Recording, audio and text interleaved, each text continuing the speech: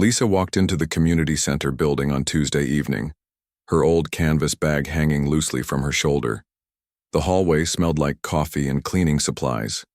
She could hear voices coming from different rooms, someone teaching Spanish in one, a computer class in another. She checked the paper in her hand one more time. Room 204. Music Appreciation for Adults. She found the room and paused at the doorway. About 15 people were already seated, most of them looking younger than her 34 years. They were chatting easily with each other, talking about concerts they'd been to and songs they liked. Lisa picked a seat in the back corner away from the chatter.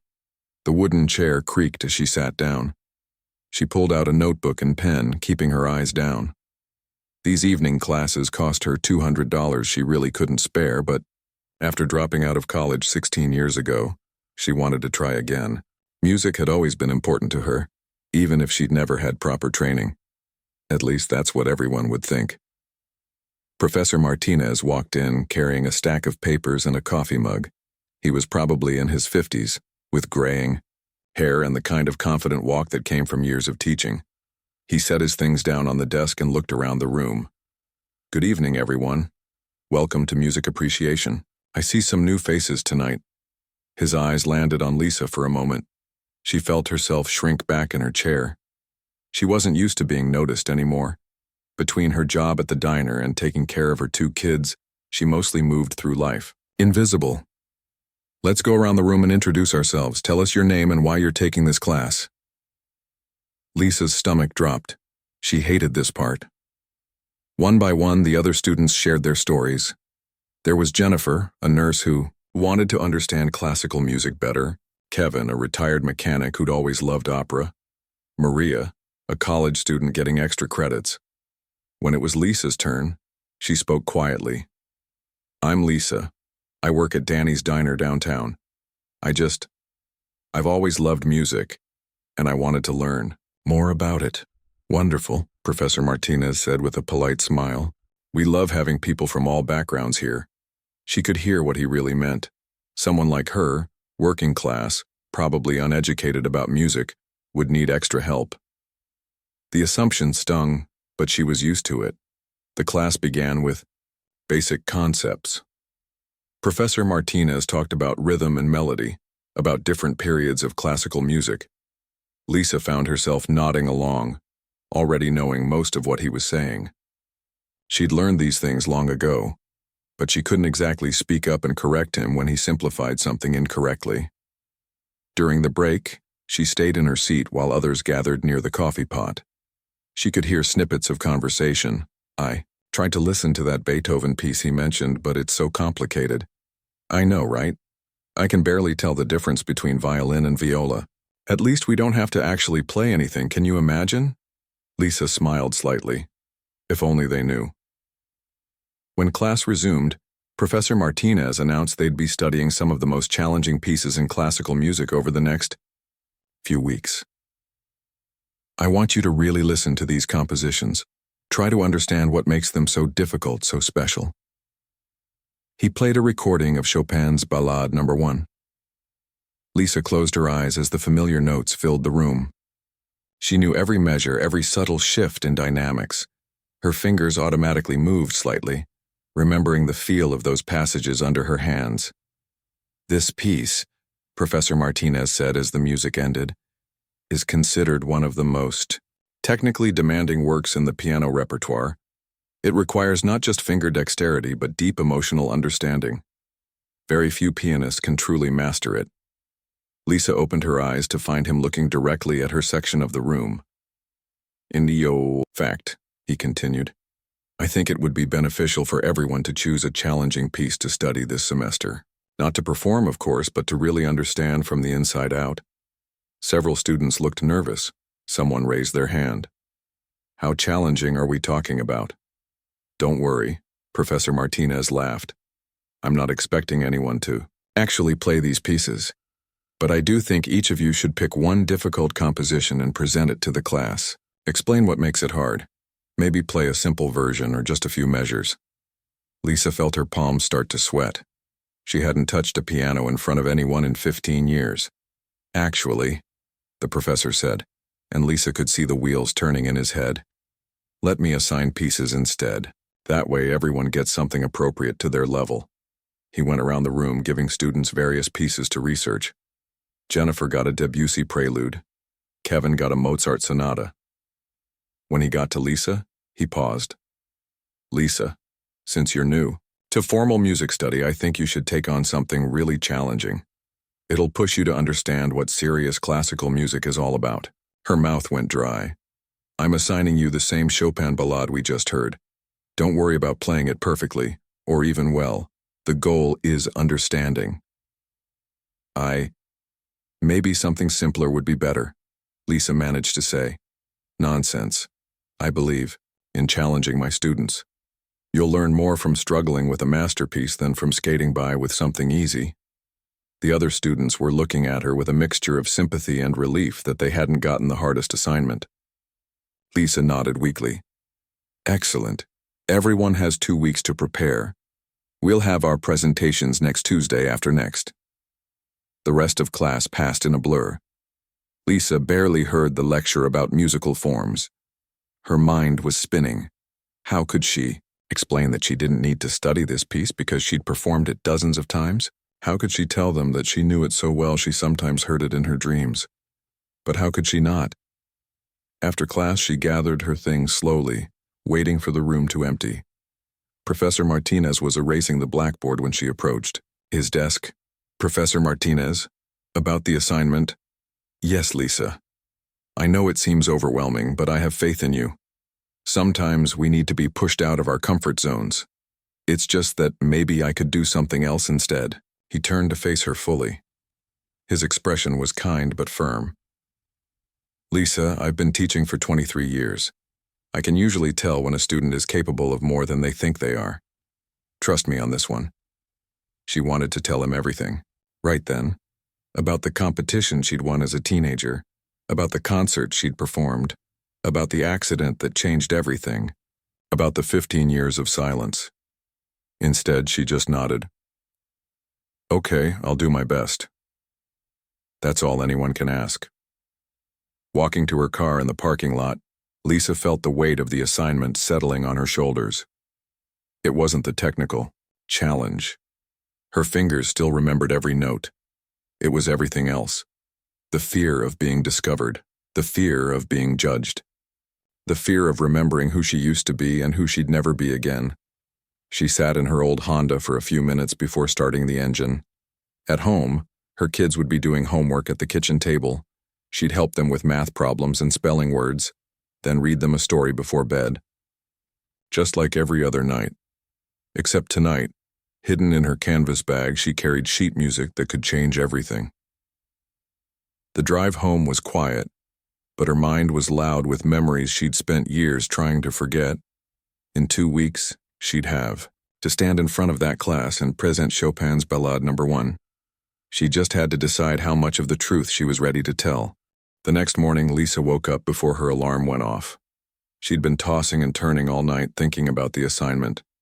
Sunlight was just starting to peek through her bedroom curtains as she got up and walked to the kitchen to make coffee. Her apartment was small but clean. The living room had an old couch and a coffee table covered with her kids' homework papers. In the corner sat an upright piano that had seen better days. The wood was scratched, and a few of the keys stuck sometimes, but it still held a tune mostly. She poured herself coffee and sat at the kitchen table, staring at the piano across the room. Tommy and Amy were still sleeping. She had maybe an hour before they woke up and the morning routine began. Breakfast, finding clean clothes, making sure backpacks had everything they needed. Lisa pulled the sheet music from her bag and spread it on the table. Chopin's Ballade No. 1 in G minor. The notes looked back at her like old friends she hadn't seen in years. Her fingers moved slightly, remembering the patterns. She could play this piece, that wasn't the problem was everything else. Mom? Lisa quickly folded up the music as Amy shuffled into the kitchen, still in her pajamas, her dark hair sticking up in all directions. Good morning, sweetheart, you're up early. I heard you moving around. Amy was 10 years old and noticed everything. Are you okay? I'm fine. Just thinking about school stuff. Amy poured herself a glass of orange juice and sat down across from her mother. What kind of school stuff? I have to do a presentation about music. It's no big deal. Can I help? I'm good at presentations. Remember when I did the one about dolphins? Lisa smiled. Amy had spent weeks researching dolphins, drawing pictures, and practicing her speech. She'd been so proud when she got an A+. Thanks, honey. But this is something I need to figure out myself. Tommy wandered in next, 12 years old and always hungry. He went straight to the cereal cabinet without saying good morning to anyone. Tommy, what do you say? Morning, Mom. Morning, Amy. He poured cereal into a bowl and added milk. Why? Are you up so early? Just couldn't sleep. Is it because of work? Tommy asked. He worried about money sometimes, even though Lisa tried to shield him from those concerns. No, work is fine. I'm taking that music class, remember? I have a project to work on. Oh yeah, the one at the community center. Tommy crunched his cereal thoughtfully. Are you going to play something? Lisa's stomach tightened. Maybe. Cool. You should play that song you always hum when you're cooking. Lisa didn't realize she hummed while cooking. What song? You know, the pretty one that goes up and down a lot. It sounds sad but also happy. Amy nodded. Yeah, I know that one too. It's like... She tried to hum it but couldn't quite get the melody right. Lisa realized they were talking about the main theme from the Chopin Ballade. She'd been humming it without thinking, probably for years. Her children had grown up hearing pieces of her old life without knowing it. After the kids left for school, Lisa sat at the piano bench. She hadn't played seriously in front of anyone for 15 years, but she played at home sometimes. Quietly, usually when the kids were asleep or at school. Just for herself. She opened the music and placed it on the piano. Her hands found the keys automatically. The first notes came out soft and careful, then a little stronger. The muscle memory was still there, buried under years of ordinary life but not forgotten. Playing felt like putting on clothes that used to fit perfectly but now felt strange. The notes were right, but something was missing. The confidence, the fearlessness she used to have. She stopped playing and looked at her hands. They were different now than they had been at 19. There were small scars on her left hand from the accident. Her fingers were a little stiffer from years of carrying plates and washing dishes, but they still knew how to find the right keys. The phone rang, interrupting her thoughts. It was her supervisor at the diner. Lisa, I know it's your day off, but Jenny called in sick. Any chance you could come in for lunch shift? Lisa looked at the clock. She'd planned to spend the day working on her presentation, figuring out how to approach the assignment, but she needed the extra hours. Sure, I'll be there in an hour. She closed the piano and got ready for work. The sheet music went back into her bag, along with her notebook and pen. Maybe she could think about it during her breaks. The diner was busy, as usual. Lisa tied her apron and got to work, taking orders and serving food. The lunch crowd was a mix of regulars and people passing through town. She knew most of the regulars by name and what they usually ordered. Hey, Lisa, called out Mrs. Peterson from booth 3. Coffee and a piece of apple pie, right? You know me too well, Mrs. Peterson laughed. She was a retired teacher who came in 3 times a week. How are those evening classes going? They're good. Challenging, but good. What are you studying again? Music appreciation. Oh, how wonderful. I always thought you had an artistic soul.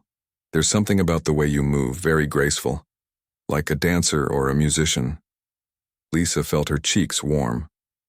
Thank you. That's very kind. During her break, she sat in the back office with her notebook, trying to outline her presentation. She could talk about the technical aspects of the piece, the difficult passages, the way Chopin structured the melody. She could explain why it was considered so challenging, but Professor Martinez had said he wanted them to understand the pieces from the inside out. How could she do that without revealing too much about herself? Lisa, you okay back there? Called Danny, the owner. You look like you're wrestling with something, just working on homework. Homework? At your age? He was teasing, but not meanly. Danny was a good boss, flexible with her schedule when the kids were sick. Never too old to learn something new. What kind of homework? I have to give a presentation about a piece of classical music. Classical music, huh? Fancy stuff. Danny wiped his hands on his apron. You know, my grandmother used to play piano. She always said classical music was like learning a foreign language. Once you understood it, you could hear things other people couldn't. Lisa nodded. That's actually pretty accurate. She used to play this one piece over and over. Drove my grandfather crazy. Danny laughed. Something by Chopin, I think, really complicated stuff. Lisa's heart skipped. Do you remember which piece? Nah, it all sounded the same to me back then, but she'd get this look on her face when she played it, like she was somewhere else entirely. After work, Lisa picked up the kids from after-school care.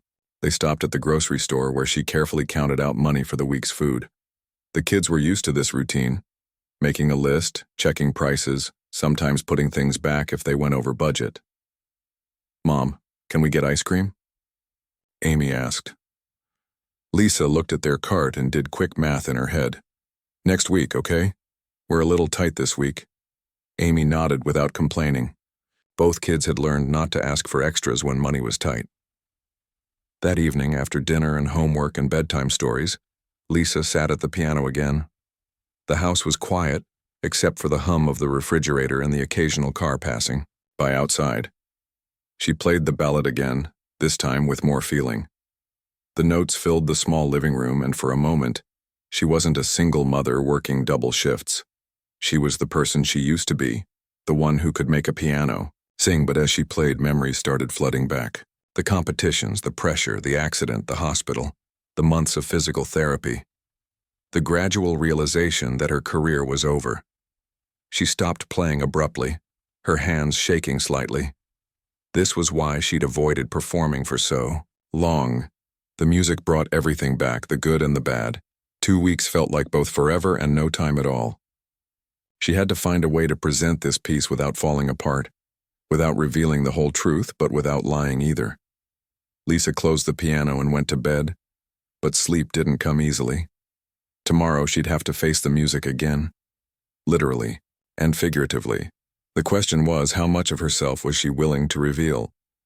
Lisa hadn't always been afraid of the piano. There was a time when sitting at the keys felt like coming home, when her fingers danced across them like they were having a conversation with an old friend. But that was before everything changed. She was 8 years old when her mother first noticed her humming complex melodies. She'd only heard once on the radio. They didn't have much money. Her father worked construction and her mother cleaned houses, but somehow they scraped together enough for used piano lessons.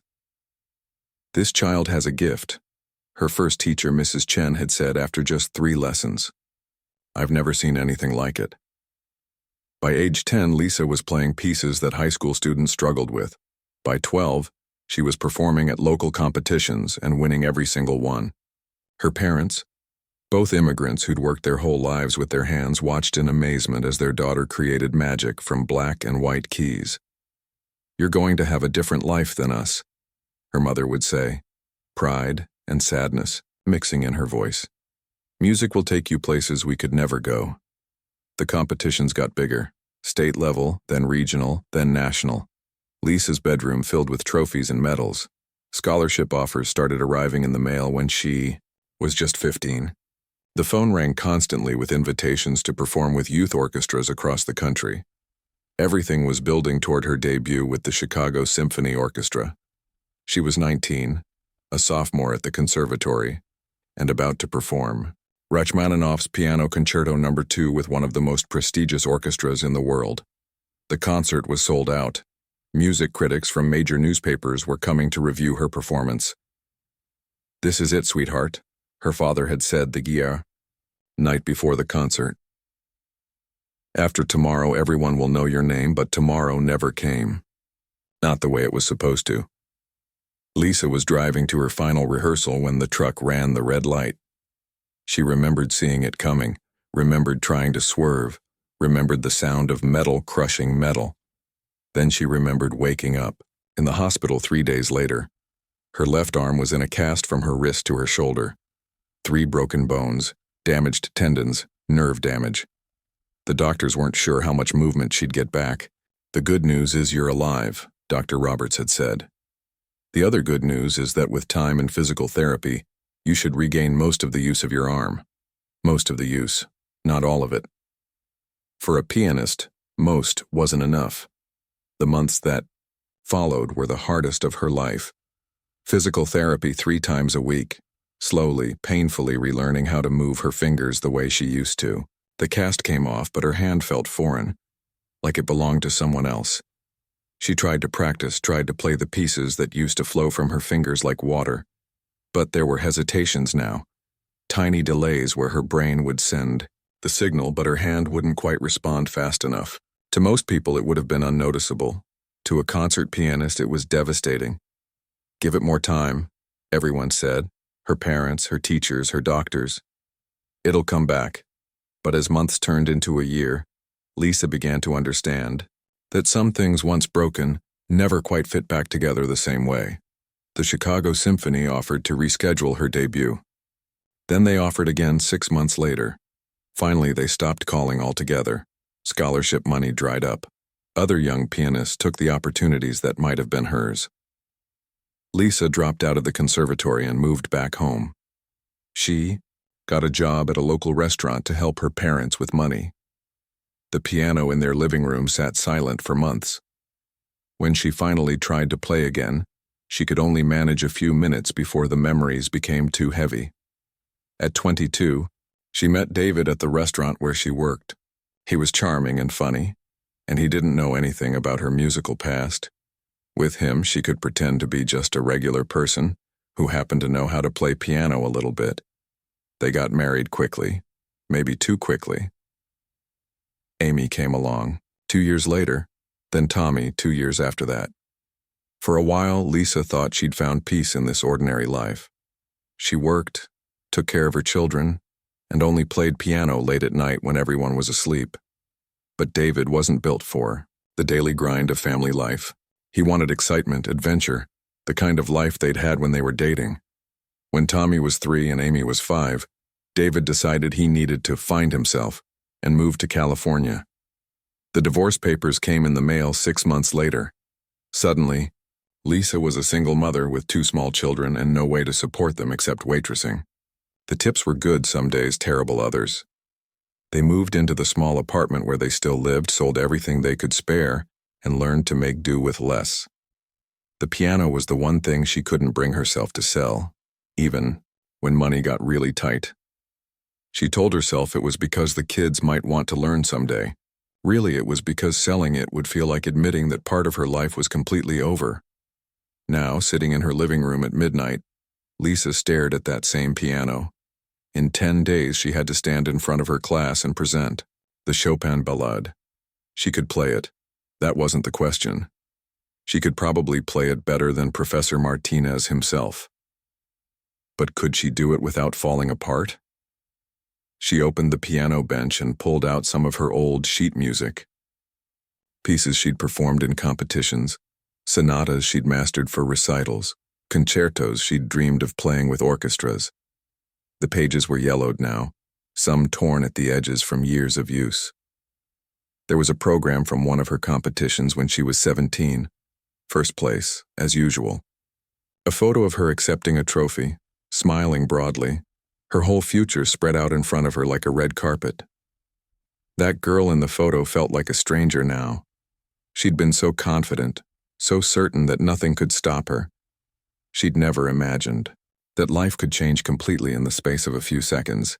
Lisa put the old music away and pulled out the Chopin. She'd been practicing it every day since Professor Martinez gave her the assignment, but only in small pieces, never all the way through. Tonight felt different. Tonight, she needed to face it completely. She started playing, and immediately she was 17 again, preparing for the Chopin competition in Warsaw. She'd dreamed of winning that competition, of following in the footsteps of the great pianists who'd won it before her. The accident had happened just 2 months before she was supposed to leave for Poland. The music poured out of her, 15 years of silence breaking open like a dam. Her left hand, the one that had betrayed her dreams, found its way through the most difficult passages. It wasn't perfect. There were still tiny hesitations, moments where she had to think instead of just play. But it was beautiful. As she played, tears started running down her face. Not tears of sadness exactly, but tears of recognition. This was who she used to be. This was the person she'd buried under years of survival and responsibility and fear. The piece ended and the silence felt huge. Lisa sat at the piano, her hands still resting on the keys, feeling like she'd just run a marathon. "Mom?" She turned to see Tommy standing in the doorway in his pajamas, rubbing his eyes. "I heard music. Was that you?" Lisa wiped her face quickly. "Sorry, honey. Did I wake you up?" "It's okay. That was really pretty. I've never heard you play like that before." "Like what?" Tommy thought for a moment. Like the piano was part of you." Lisa's heart squeezed. Her 12-year-old son had just described exactly what she'd lost and what she'd found again tonight. "Go back to bed, sweetheart. I'm done practicing. Will you play something like that in your class?" Lisa looked at the sheet music, then at her son's sleepy, trusting face. "Maybe." "Good, you should. You're really good at it." After Tommy went back to bed, Lisa sat in the quiet living room for a long time. In 10 days, she had a choice to make. She could play safely, pretend to struggle with the piece, meet everyone's expectations of who they thought she was. Or she could play it the way she'd just played it and let the world see who she really was. The thought terrified her, but for the first time in 15 years, it also excited her. The day of the presentation arrived faster than Lisa had hoped. She woke up with butterflies dancing in her stomach and her hand slightly shaking as she made coffee. Amy noticed right away. "Mom, you look nervous." "I'm fine, sweetheart, just thinking about my presentation today." Tommy looked up from his cereal. "The music one? Are you going to play that pretty song from the other night?" Lisa's heart skipped. She still hadn't decided exactly what she was going to do. Over the past week, she'd practiced the piece every day, sometimes playing it simply, sometimes letting herself get lost in the music the way she had that night Tommy heard her. "We'll see," she said, trying to sound casual. "You should play it. The way you did before," Amy said.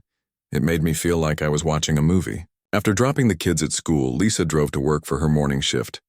She'd asked for the afternoon off, telling Danny she had an important school presentation.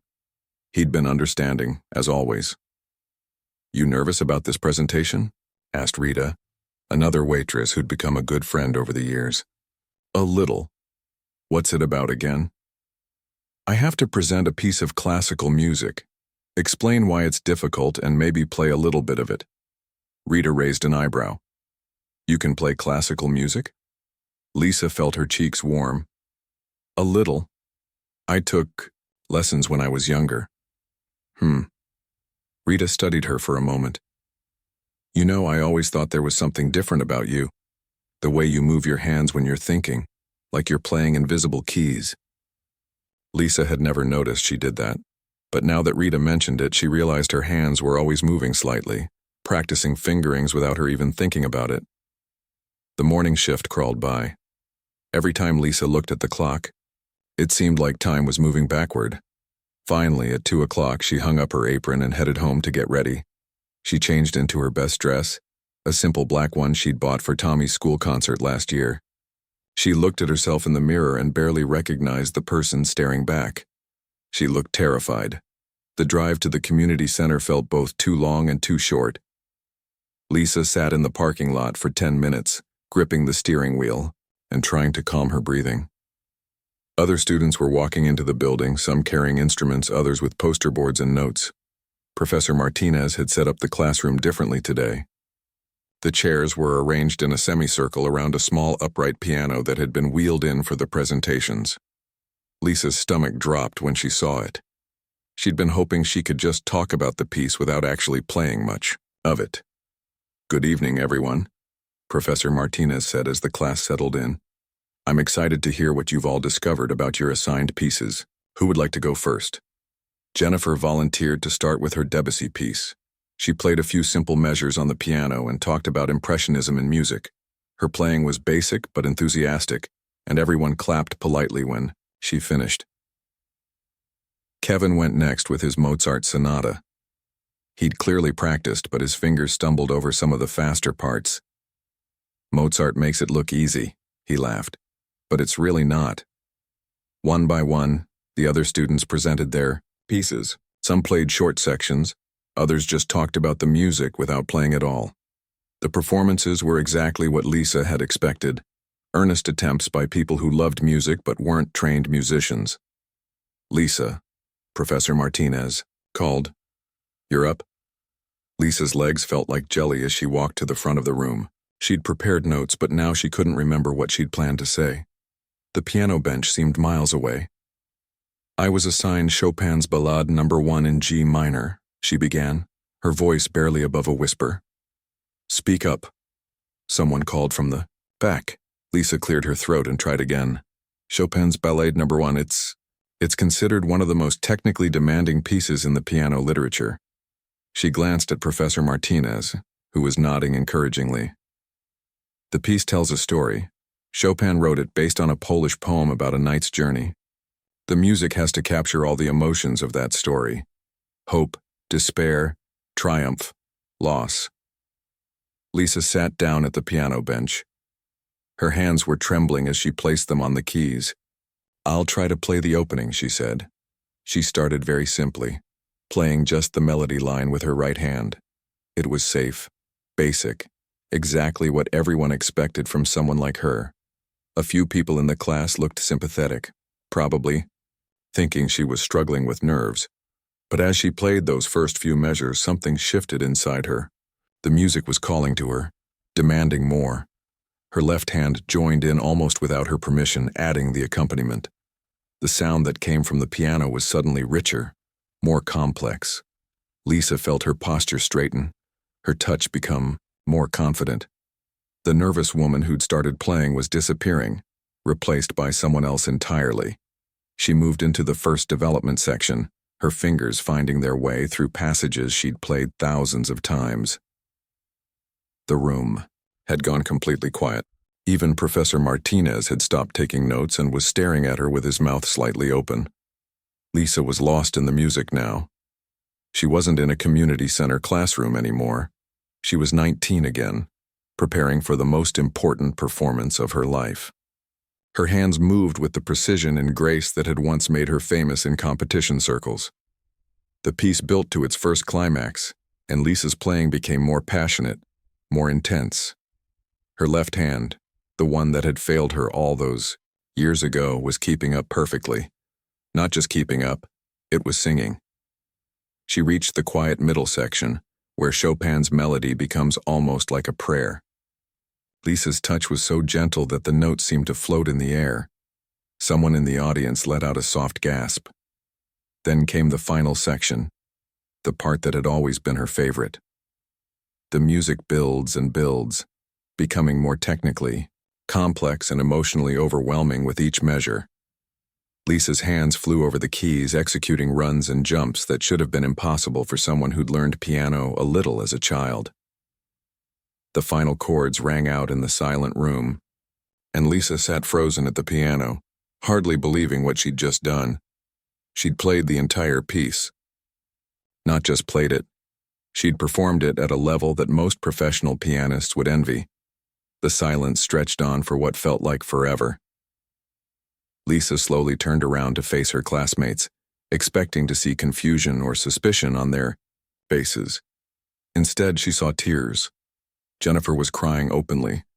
Kevin was shaking his head in amazement. Even Professor Martinez looked stunned. Then the applause started, tentative at first, then building to something Lisa hadn't heard in 15 years. The sound of an audience that had just witnessed something extraordinary. "My God," Professor Martinez whispered, loud enough for everyone to hear. "Who are you?" Lisa stood up from the piano bench on shaking legs. The question hung in the air, and suddenly everyone was looking at her differently. Not like the shy waitress who'd been trying to learn about music. like someone who had just revealed a secret that changed everything. Lisa started, then stopped. How could she explain 15 years of silence? How could she tell them about the girl she used to be and the woman she'd become? I took lessons when I was younger, she said finally, which was true but not even close to the whole truth. Lessons? Kevin laughed, not mockingly but in amazement. Lady, that wasn't lessons. That was professional level. Lisa felt panic rising in her chest. This was exactly what she'd been afraid of. She'd let herself get carried away and now everyone would want to know more. They'd ask questions she wasn't ready to answer. I should go, she said quickly, grabbing her purse. Wait, Professor Martinez called, but Lisa was already heading for the door. She practically ran to her car, her heart pounding. Behind her, she could hear voices from the classroom, people talking excitedly about what they'd just witnessed. As she drove home, Lisa's hands were still shaking, but not from nerves anymore. For the first time in 15 years, she'd played the way she used to play. She'd remembered what it felt like to make music that moved people, to use her gift the way it was meant to be used. But she'd also opened a door she wasn't sure she was ready to walk through. Word would spread. People would ask questions. Her quiet, invisible life might be over. The question was, after tonight, did she want that life back anyway? Lisa drove home in a daze, her mind replaying every note she'd just played. She kept checking her rearview mirror, half expecting to see Professor Martinez's car following her, demanding answers. But the road behind her was empty. When she got home, Tommy and Amy were at the kitchen table doing homework. They looked up when she walked in and Amy immediately noticed something was different. Mom, your face is all red. How did your presentation go? Lisa set down her purse and tried to compose herself. It went, well. Did you play the pretty song? Tommy asked. Yes, I did. Was everyone impressed? Lisa sat down at the table with them, still feeling shaky. You could say that. Amy studied, her mother's face with the intensity only a 10-year-old could manage. Something happened, didn't it? Something big. Lisa had always marveled at how perceptive her daughter was. Maybe. I'm not sure yet. Her phone buzzed with a text message. Then another, then another. Lisa's stomach dropped as she saw they were all from classmates in her music appreciation class. Jennifer had written, Lisa, that was absolutely incredible. I had no idea you could play like that. Kevin's message said, you need to tell us your story. That wasn't amateur playing. Even Quiet Robert, who rarely spoke in class, had texted, my wife teaches piano at the university. She says what you did tonight was professional level. Who trained you? Lisa turned off her phone without reading the rest. Mom, you're scaring me a little, Amy said. What's wrong? Lisa looked at her children. These two beautiful kids who'd never known their mother as anything other than a waitress who happened to play piano sometimes. How could she explain that she'd just revealed a secret she'd been keeping for their entire lives? I think I played better tonight than I expected to, she said finally. That's good, right? Tommy asked. I don't know yet. The next morning, at work, Lisa tried to focus on taking orders and serving food, but her mind kept drifting back to the night before. Every time she remembered the feeling of her hands on the keys, playing with that old confidence and skill, her heart started racing. Again. You seem distracted today, Danny observed during the lunch rush.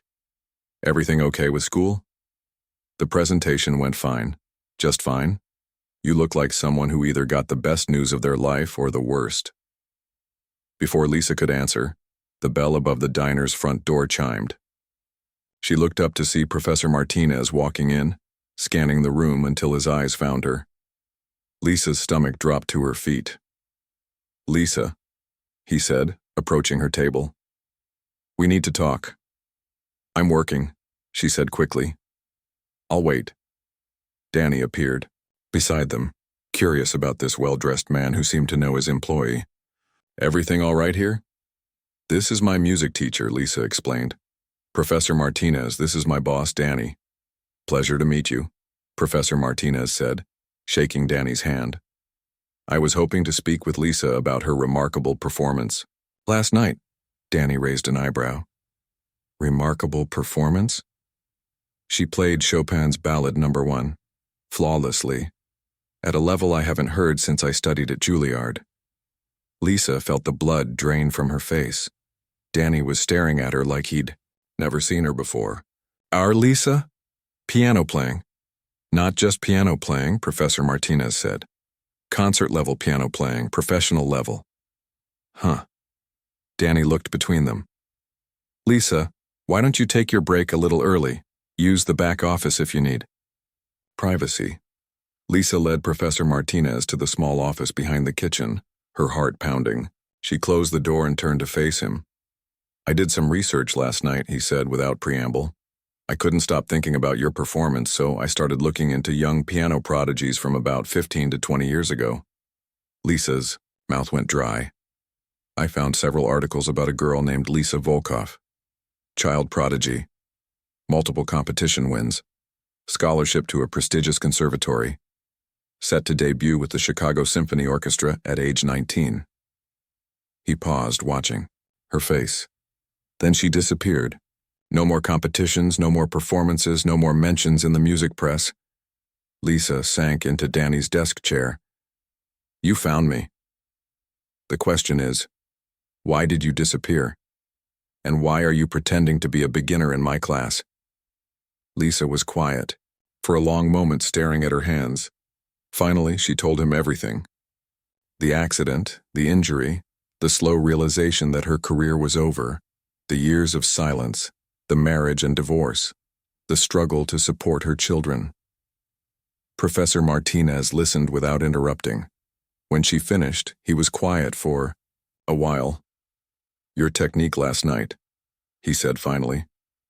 There were tiny hesitations in your left hand, almost imperceptible, but I caught them. That's from the injury? Lisa nodded. But Lisa, what you played last night, it was beautiful.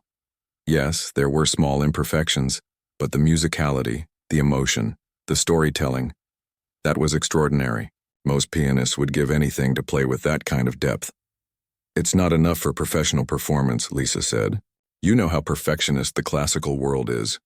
One tiny mistake and the critics tear you apart. Maybe the classical concert world isn't the only place for music, Professor Martinez said gently. Have you ever thought about teaching? Or performing in smaller venues? There are lots of ways to make music your life. Before Lisa could answer, there was a knock on the office door. Danny poked his head in. Sorry to interrupt, but there's someone here asking for Lisa. Says she's from the music school downtown. Lisa's heart started racing again. What? A woman in her 50s appeared behind Danny. I'm Dr. Williams from the East Side School of Music. I was at the community center last night for my daughter's art class, and I happened to hear piano music coming from one of the rooms. I looked in and saw your performance. Lisa felt like the walls were closing in. I can explain. Explain what? That was one of the most moving performances of Chopin I've heard in years. I've been teaching piano for 30 years and I know professional level playing when I hear it. Dr. Williams smiled. I came to offer you a job. A job? We need someone to teach our advanced students. Someone who understands music from the inside out. The pay is better than... She gestured around the diner. This. And you'd be working with students who really want to learn. Lisa looked around the small office at Professor Martinez, Danny, and Dr. Williams, all staring at her expectantly. 24 hours ago, she'd been invisible. Now everyone wanted to know her story, wanted something from her. I need time to think, she said. Of course, Dr. Williams said, handing her a business card. But don't think too long. Opportunities like this don't come around often. After they left, Lisa sat alone in the office for a while. Danny came back with a cup of coffee and sat down across from her. So, he said, my waitress is actually some kind of piano genius. Former piano genius. Current waitress with 2 kids. To feed. Maybe both, Danny said. You know, my grandmother always said that talent like that doesn't just disappear. It waits for the right moment to come back. That evening, Lisa told Tommy and Amy everything. About her childhood competitions, her career dreams, the accident, and what had happened the night before. They listened with wide eyes, asking questions and marveling at this new version of their mother.